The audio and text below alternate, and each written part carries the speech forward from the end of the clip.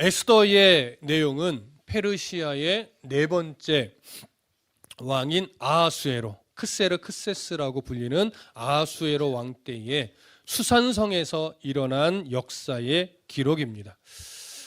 당시 페르시아 제국 내에는 바벨론 때부터 또 아수르 때부터 포로가 되어서 이방 땅에서 평생을 힘겹게 고통 중에 살아가고 있는 유대인들이 많이 있었습니다. 우리는 이런 유대인들을 디아스포라 유대인이라고 부르죠. 이들은 오랜 시간 이방 땅에서 포로의 삶을 살고 있었기 때문에 하나님이 우리를 버렸는가? 또 우리는 이렇게 하나님의 외면 속에서 살아가야 하는가? 하나님은 우리를 이스라엘 땅으로 돌려 보내실 것인가? 이스라엘은 정말 회복할 수 있을 것인가? 이런 의문과 이런 절망 속에서 살아가고 있었죠. 그러나 에스더서는 이런 절망 중에 살아가고 있는 디아스포라 유대인들에게 하나님은 한순간도 자기 백성을 버린 적이 없으며 여전히 보이지 않는 손길로 모든 역사를 주관하면서 이스라엘을 지키고 있었고 보호하고 있었고 하나님 자신의 뜻을 이루고 있는 중임을 보여주는 성경입니다. 우리는 앞으로 이 에스더서를 통해서 보이지 않는 손길로 자기 백성을 지키며 인도하며 하나님 자신의 뜻을 이루어가고 있는 하나님의 섭리를 보게 될 겁니다. 우리는 그 첫 시간으로 저번 시간에는 우리가 서론을 살펴보았고 오늘부터는 본문으로 들어갑니다. 자, 먼저 에스더서 1장 1절과 2절을 다시 한번 읽겠습니다. 1절과 2절입니다. 자, 시작. 이 일은 아하수에로 왕 때에 있었던 일이니 아하수에로는 인도로부터 구스까지 127지방을 다스리는 왕이라. 당시에 아하수에로 왕이 수산궁에서 즉위하고, 자, 에스더서는 이 모든 기록이 누구 때 일어난 일이라고 말하냐면 아하수에로 왕 때에 있었던 일이라고 이야기를 합니다. 자, 아하수에로 왕은 그의 선왕, 그러니까 페르시아의 세 번째 왕이었던 다리오 1세가 그리스 정복에 실패하고 다시금 그리스 정복을 떠나고 싶어 했던 때에 이집트의 반란 소식이 들려왔습니다. 그래서 이집트의 반란을 진압하고 다시금 그리스 원정을 떠나려 했지요. 그런데 이집트 반란을 진압하지도 못한 채 그가 죽게 됩니다. 그래서 갑자기 주전 486년경에 이 아하수에로가 페르시아의 네 번째 왕이 되어 버렸죠. 자, 아하수에로는요, 그렇게 갑자기 페르시아의 네 번째 왕으로 등극을 하게 되는데 오늘 2절에서는 그의 즉위를 이렇게 이야기합니다. 수산궁에서 즉위하고, 아하수에로 왕이 수산궁에서 즉위했다라고 기록을 하지요. 그런데 페르시아 제국은요, 수도가 크게 네 군데가 있었습니다. 지도에도 나타나는데 첫 번째는 수산, 그 다음에 페르세폴리스, 그 다음에 앙메다, 그리고 바벨론, 이렇게 네 곳이 수도였어요. 그런데 주 수도가 어디냐면 수산이 아니고 페르세폴리스가 주 수도였어요. 근데 오늘 성경은 아하수에로 왕이 어디서 즉위했대요? 수산궁에서 즉위를 했다라고 기록을 하죠. 근데 보편적으로는 주 수도에서 즉위식을 거행하는 게 맞을 겁니다. 근데 오늘 성경은 왜 수산궁에서 즉위했다라고 기록을 하는가? 우리는 즉위라고 번역한 히브리어를 조금 살펴볼 필요가 있는데 히브리어는 키세라는 단어를 씁니다. 근데 이 키세는요, 사실은 즉위의 의미가 아니고 보좌, 의자 이런 의미를 갖고 있는 단어예요. 그래서 이 단어 자체는 사실은 즉위의 의미보다는 통치의 의미가 더 많이 가지고 있어요. 통치. 그래서 학자들 중에는 이게 즉위식에 초점을 맞춘 단어가 아니고 그의 통치에 초점을 맞춘 단어가 아닌가, 이렇게 견해를 제시하는데 저는 개인적으로 이것이 즉위식보다는 통치의 의미를 더 표현하고 있는 것이 아닌가, 이렇게 생각을 합니다. 학자들은 이렇게도 얘기를 합니다. 페르시아 제국이 너무 넓다 보니까 왕의 즉위가 4번 일어났다, 각각 수도에서, 이렇게 이야기를 하기도 해요. 그래서 이 주전 486년경, 그 다음에 그 486년의 11월경에 아마 수산궁에서도 즉위를 한 것이 맞을 것이다, 이렇게 이야기도 하죠. 오늘 성경은 사실은 즉위식에 초점을 맞춘 표현이기보다는 그가 수산에서 통치하고 있을 때 일어난 사건임을 더 드러내기 위해서 오늘 기록한 것으로 여겨져요. 그래서 번역 자체는 즉위했다라고 번역을 하지만 실제로는 아하수에로 왕이 수산궁에서 통치하고 있을 때 이렇게 번역하는 것이 오히려 더 문맥상 옳지 않을까 이렇게 여겨져요. 근데 주 수도는 페르세폴리스였지만 주로 오랜 기간 머무는 수도는 수산이었을 것으로 대부분 보아요. 왜냐하면 수산이 가장 환경이 좋았고 국가의 어떤 그 주요 기관들이 수산에 밀집해 있었고 수산이요 또 가장 안전한 도시였어요. 요새화된 성으로서 왕이 머물기엔 가장 적당한 장소가 바로 수산이었기 때문에 1년을 기준으로 본다면 수산궁에서 가장 오랫동안 머무르면서 통치했던 것으로 보고 있습니다. 이렇게 아하수에로 왕이 주로 머물며 통치했던 수산궁이었는데 아하수에로 왕이 통치했던 지역에 대해서 범위에 대해서 오늘 성경은 뭐라고 표현하냐면 인도로부터 구스까지라고 표현을 해요. 인도로부터 구스까지 몇 지방을 다스렸다고 말하냐면 127지방을 다스렸다라고 이야기를 하죠. 그런데 역사적으로 보면요. 주 수도였던 페르세폴리스에서 어떤 점토 하나가 발견이 되는데 이 점토에는 아하수에로 왕이 다스렸던 지역에 대해서 뭐라고 표현하냐면 인도에서부터 에티오피아까지 이렇게 기록이 되어 있어요. 성경은 어디서부터 어디까지요? 인도로부터 구스까지. 역사적으로 발견된 점토판에는 인도로부터 에티오피아까지. 똑같은 표현일까요? 다른 표현일까요?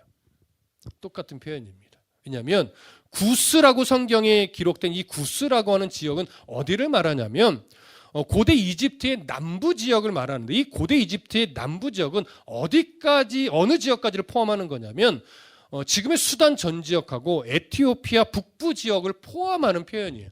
그러니까 에티오피아라는 표현과 구스라는 표현은 사실은 동일한 지역을 의미하는 표현이에요. 그래서 페르시아 제국을 기준으로 본다면 서쪽 끝 경계까지를 의미해요. 그래서 에티오피아 구스는 페르시아 제국의 지도를 보시면 알겠지만 이집트, 그러니까 이집트의 서쪽 끝의 경계까지를 의미하는 표현으로 사용이 되었습니다. 그래서 구스, 에티오피아는 그런 의미다라고 이해하시면 되겠고요. 인도라고 하는 것은 지도의 동쪽 끄트머리, 인도스강 북서쪽을 의미하는데 오늘날로 이야기하면 서파키스탄 지역을 의미합니다. 그래서 이 인도라고 하는 것은 지금 페르시아 제국의 동쪽 끄트머리 경계를 의미하는 표현이다. 이렇게 이해하시면 될 것 같아요. 그러니까 페르시아 제국의 동쪽 끝과 서쪽 끝을 상징하는 표현으로서 인도로부터 구스까지라고 표현하는데 어마어마한 지역이에요. 이 지역 안에 포함된 나라들을 오늘날의 나라들로 이렇게 좀 나열을 해보자면 이 제국 안에 어떤 나라들이 포함이 되냐면 오늘날 터키, 이란, 이라크, 파키스탄, 인도의 일부, 요르단, 레바논, 이스라엘, 에티오피아, 리비아, 아라비아 지역. 이 지역들이 그 제국 안에 다 포함이 되는 거예요. 어마어마한 땅이죠.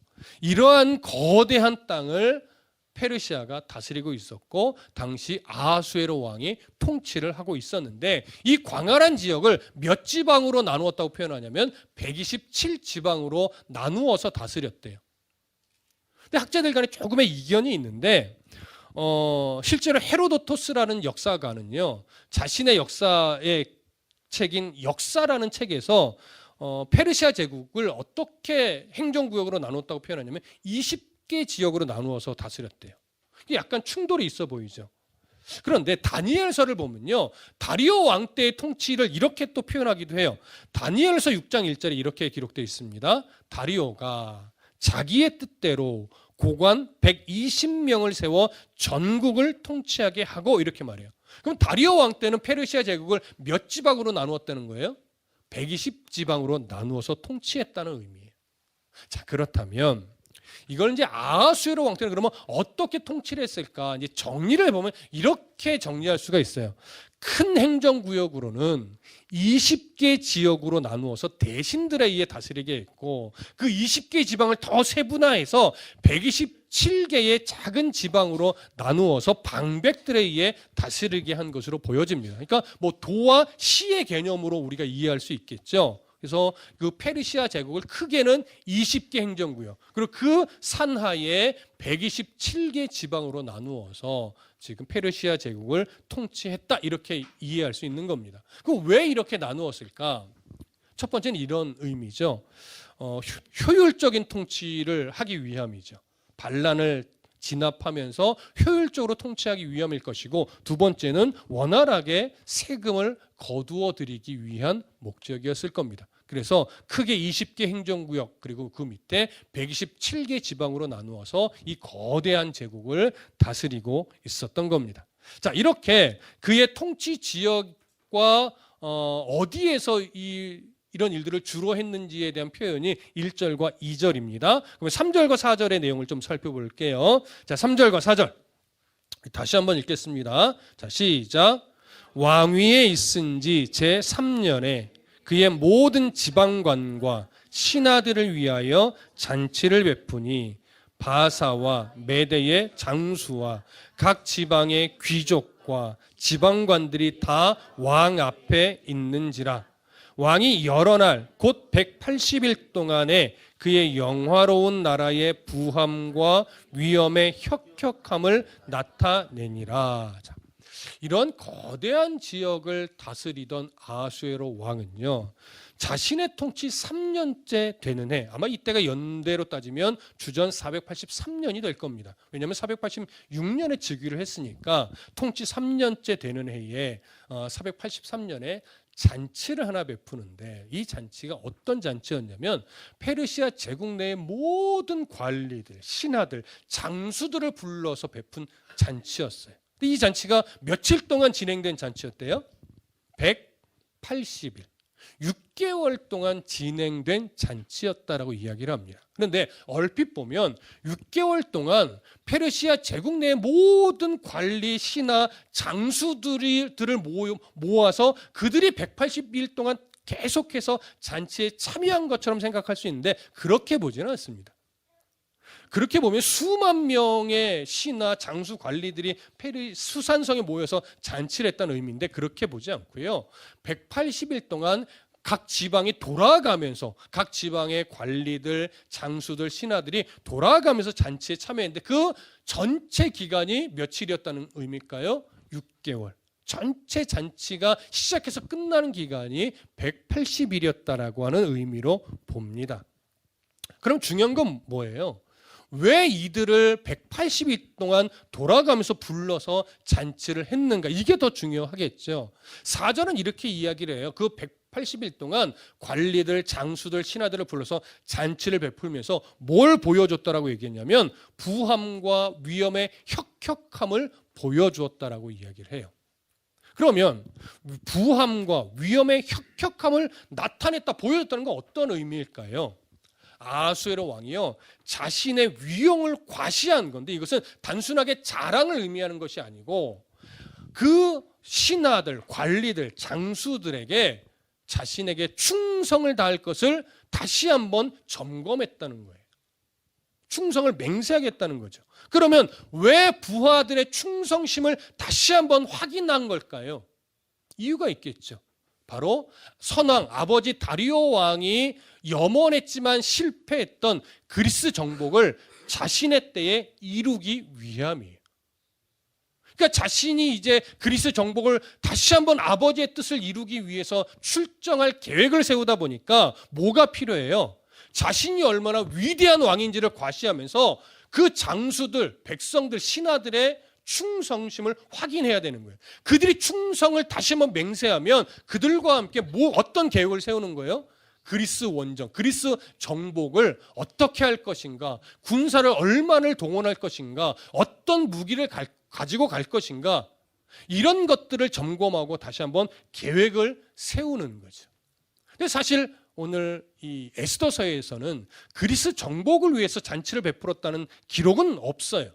근데 왜 이 잔치가 그 그리스 정복을 목적으로 하고 있다라고 말할 수 있느냐면, 다른 자료들에 보면요, 아하수에로 왕이 마라톤 전투에서 실패했던 선왕 다리오의 원수를 갚고자 이 그리스 정복을 준비하고 있었다라고 기록을 하고 있어요. 그래서 실제로 이 잔치 이후에 아하수에로 왕은요, 그리스 정복을 준비하고 출정을 하게 돼요. 그래서 그 그리스로 들어가는 길목 전투가 어떤 전투였다고 말씀드렸죠?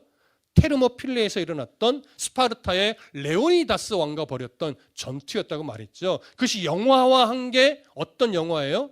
영화 300이죠. 그래서 그 테르모필레에서의 전투에 힘겹게 이 아하수에로가 승리를 힘겹게 간신히, 그러고 나서 이제 아테네로 들어갔다가 그 그리스의 명장이 했던 전략에 휘말리게 되잖아요. 아테네는 텅 비었어서 우리가 정복했다라고 여겼는데 바다 전투로 그를 끌고 가잖아요. 그래서 그 바다 전투에 결국 휘말려서 완전하게 패배를 하고 돌아오게 되죠.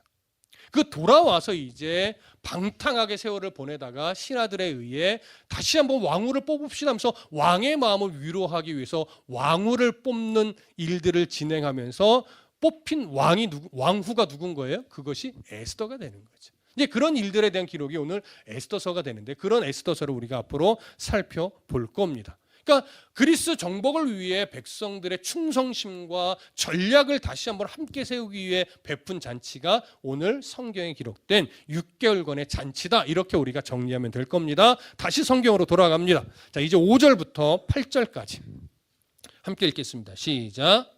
이 날이 지남에 왕이 또 도성 수산에 있는 귀천간의 백성을 위하여 왕궁 후원 뜰에서 7일 동안 잔치를 베풀세 백색, 녹색, 청색 휘장을 자색 가는 줄로 대리석 기둥 은고리에 매고 금과 은으로 만든 걸상을 화반석, 백석, 운모석, 흑석을 깐 땅에 진설하고 금잔으로 마시게 하니 잔의 모양이 각기 다르고 왕이 풍부함으로 어주가 한이 없으며 마시는 것도 법도가 있어 사람으로 억지로 하지 않게 하니 이는 왕이 모든 국내 관리에게 명령하여 각 사람이 마음대로 하게 함이더라. 자, 아하수에로 왕은요 6개월간의 잔치를 다 마치고 나서 이 잔치를 위해 도왔던 수산궁의 백성들을 위해서 7일 동안 또 잔치를 베풀었다라고 합니다. 백성들을 위해서 7일간 잔치를 베풀었다는 것에는 어떤 의미가 담겨 있냐면 6개월 동안 진행됐던 관리들과 장수들을 위한 잔치가 아하수에로 왕이 원했던 대로 결과를 만들어내면서 아주 흡족하게 잔치를 마쳤다라고 하는 의미가 돼요. 그러니까 왕이 너무나 흡족하게 6개월간의 잔치를 마치다 보니까 이 잔치를 도왔던 수산궁의 백성들을 위로하고자 하는 마음까지 생겨났던 거예요. 그래서 수산궁의 백성들의 그 힘을 모아준 일에 보답하기 위해서 7일 동안 귀천을 막론하고 모든 사람을 위해서 잔치를 베풀었는데, 이 잔치는요 평상시에는 이 백성들이 출입할 수 없었던 왕궁 후원 뜰에서 이 잔치가 진행이 됩니다. 근데 이 잔치의 모습이 얼마나 화려했냐면 온갖 사치품이 다 동원됐어요.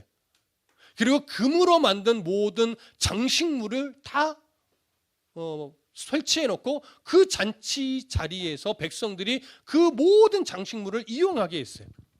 그러면서 이 백성들이 마셨던 술잔이요 무엇으로 다 만들어졌대요? 금으로 만들어졌대요. 그래서 다 금잔으로 술을 마셨는데 이 금잔의 모양이 똑같은 게 하나도 없었다라고 합니다. 그럼 이 금잔은 어디서 다 가지고 온 걸까요?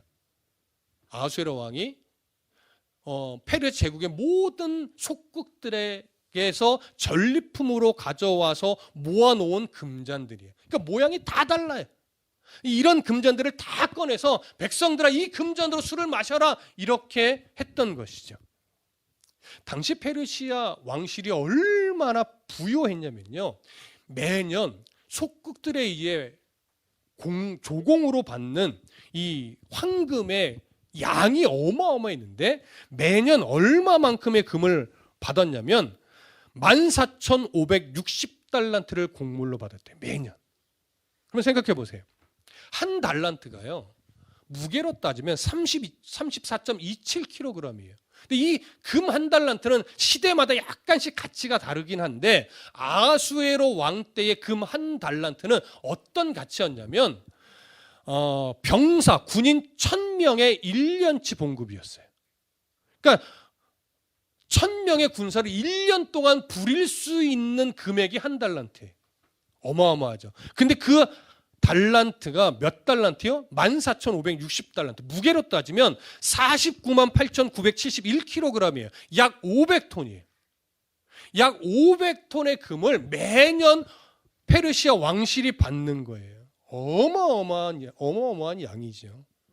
이만큼 천문학적인 그 부요를 자랑하는 이 페르시아 왕실은 이 잔치를 통해서 얼마만큼 자신의 위엄이 높은지, 얼마만큼 부요를 가지고 있는지, 얼마만큼의 화려한 삶을 살고 있었는지 이걸 지금 보여주는 겁니다.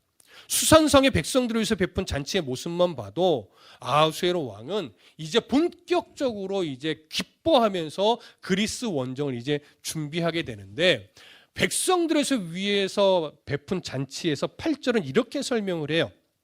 8절을 한번 제가 읽어드릴게요. 보세요. 마시는 것도 법도가 있어 사람으로 억지로 하지 않게 하니 이는 왕이 모든 국내 관리에게 명령하여 각 사람이 마음대로 하게 함이더라. 이렇게 이야기를 합니다. 여기 마시는 것도 법도가 있어 사람으로 억지로 하지 않게 했다는 것은 어떤 의미냐면요, 마시는 것에 원래는 법도가 있었는데 왕이 그렇게 하지 않고 억지로 하지 않고 자유롭게 마시게 했다라고 하는 의미예요. 그럼 페르시아 사람들은 본래 술 마시는 법도가 어떠했느냐? 헤로도토스나 역사가였던 요세푸스의 기록에 의하면요, 페르시아 사람들은 주량이 어마어마했는데 잔치 자리에서요 과음하는 경우가 허다했대요. 쉽게 얘기하면요, 페르시아 제국의 모든 남자들은 다 술거래였다, 이런 의미예요. 그런데 그들은요, 술 문화가 어땠었냐면 작은 잔에 안 마시고 항상 큰 잔에 술을 가득 채우고 단번에 원샷하는 문화였다는 거예요. 그런데 단번에 마시지 못하면 또 어떻게 하느냐? 다시 술을 가득 채워요. 그래서 그 큰 술잔을 한 번에 계속 마시게 하는 거예요. 그럼 이제 또 각자 마시느냐? 그렇지 않아요. 각자 마시는 문화가 아니고요, 큰 술잔에 술을 가득 채워요. 그 다음에 마십시다 하면 다 같이 마시는 거예요. 마시고 싶은 사람만 마시는 것이 아니고 그 잔치자리에 모인 사람들은요, 술을 마실 때 같이 마셔요. 어떻게? 큰 술잔을 원샷으로. 그리고 또 채워요. 마십시다 하면 또 다 같이 마시는 거예요. 그렇게 모든 사람이 과음하는 이 잔치 문화였던 거죠. 그런데 이번 잔치에서만큼 왕이 어떤 명령을 내렸냐면 다 같이 큰 술잔에 억지로 마시지 않게 해라. 마시고 싶은 대로 각자가 원하는 대로 그렇게 마시게 하라. 이렇게 한시적인 명령을 내렸던 거예요. 술을 많이 마시고 싶은 사람은 많이 마시고 적게 마시고 싶은 사람은 적게 마셨던 거죠. 자, 이렇게 1절부터 8절의 내용을 쭉 보면요, 우리가 뭘 보게 되냐면, 야, 세상 권세 위에 페르시아의 왕이 서 있구나. 세상의 부요 위에 페르시아의 왕이 서 있구나. 페르시아 왕의 명령 한마디면 모든 것이 다 좌지우지 되는구나. 우리 이걸 보게 됩니다. 그러면 에스더서는 정말 모든 권세 위에 있는 페르시아 왕을 보여줄까요? 모든 부요함 위에 서 있는 페르시아 왕을 보여줄까요? 페르시아 왕의 한마디면 모든 세계가 좌지우지되는 그런 페르시아 왕의 위대함을 보여줄까요? 성경은 그렇지 않죠. 오늘 에스더서가 첫 장면에서 보여주고자 하는 것은 뭐냐면, 정말 온 세계의 권세 위에 페르시아 왕이 있는 것이냐, 이런 질문을 던지는 거예요. 정말 온 세계의 부요함 위에 페르시아 왕이 서 있는 게 맞냐? 이런 질문을 던지는 거예요. 정말 페르시아 왕의 명령 한마디면 온 세계가 움직이는 것이 맞냐? 그 역사가 페르시아 왕의 입에 달려 있는 거냐? 이런 질문을 던지는 거예요. 여러분, 그 당시 사람이라면 사실 이 물음 앞에서 모두가 다 어쩔 수 없이 고개를 끄덕일 거예요. 모든 사람은, 모든 제국 내 사람은요, 결국 누구를 두려워야 하냐면 페르시아 왕의 권세를 두려워해요. 그의 군사력을 두려워하죠. 모두가 다 뭘 부러워하냐면 페르시아 왕의 부요함을 부러워해요. 우리도 저렇게 부요했으면, 우리도 저런 힘을 가졌으면, 우리도 우리 말 한마디에 모든 사람이 움직였으면 얼마나 좋을까. 이런 부러움을 갖고 있는 거란 말이죠. 하지만 성경이 지금 이 이면에 우리에게 던지는 질문은 뭐예요? 결국 그 두렵게 호령하던 페르시아 왕의 권세도 결국은 누구 아래 있는 거다? 하나님의 권세 아래 있는 거다. 이런 질문을 이면에서 우리에게 자꾸 던지는 거예요. 그의 부요함이 부럽더냐? 하지만 모든 부는 다 하나님의 통치 아래 있는 거다. 이 세상 역사가 페르시아 왕의 말 한마디로 좌지우지 되는 것처럼 보이지만 실제로 모든 이 세상의 움직임은 결국 누구의 섭리 가운데 운행되는 것이다? 하나님의 섭리 가운데 운행되는 것이다. 결국 이걸 그 이면에서 우리에게 계속 던지고 있단 말이죠. 그러니까 1절부터 8절을 통해서 실제 세상의 권세는 하나님 손에 있다는 걸 보지 못하면 우리는 성경을 잘못 보는 거예요. 실제 세상의 모든 역사의 부요함이 하나님의 은혜 아래 있는 것임을 우리가 발견하지 못하면 우리는 1절부터 8절을 잘못 보고 있는 거란 말이죠. 여러분, 우리가 세상을 살면서 사실 우리를 두렵게 하는 게 너무나 많습니다. 힘겨운 상황들, 절망스러운 내 앞에 놓인 이 문제들, 뭔가 올라가야 되는데 못 올라가는 이 어려움들, 성공해야 되는데, 좋은 대학 가야 되는데, 올라서야 되는데, 이런 것들을 이루기 위해서 우리는 하나님을 놓치고 달려가는 일들이 얼마나 많습니까? 그리고 하나님 앞에 서 있는 걸 알면서도 실제로 내가 두려워하는 것들이 얼마나 많습니까? 근데 오늘 성경은 우리에게 묻는 거예요. 하나님보다 정말 그것이 두렵더냐? 거기에 올라서야만 네가 정말 성공한 인생인 것 같으냐? 정말로 우리가 두려워해야 될 게 뭐냐라고 하는 거죠.